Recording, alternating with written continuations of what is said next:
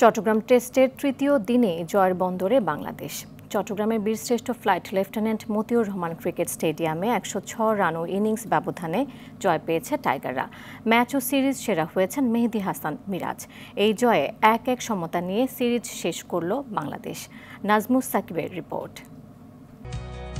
আবারও সেই চেনা রূপে টাইগার স্পিনাররা। চট্টগ্রাম টেস্টের তৃতীয় দিনে মিরাজ নাইমদের ঘূর্ণিতে দিশেহারায় জিম্বাবুয়ে, আর এতে ২ দিন হাতে রেখে ইনিংস ও ১০৬ রানে বড় জয় তুলে নেয় বাংলাদেশ।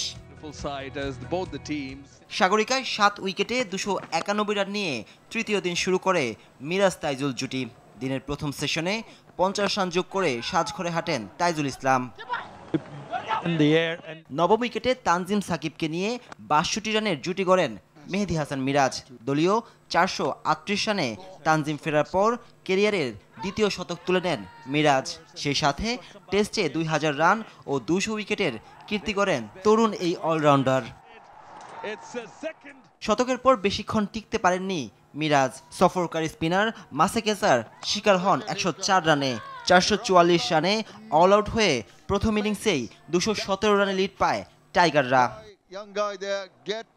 জবাবে খেলতে নেমে যেন চোখে অন্ধকার নেমে আসে সফরকারী ব্যাটারদের। মিরাজ, নাইম আর তাইজুলের স্পিন ভেলকিতে ১১১ রানে গুটিয়ে যায় জিম্বাবুয়ে। কেরিয়ারে ১৩ বারের মতো ৫ উইকেট তুলে নেন মেহেদী হাসান মিরাজ।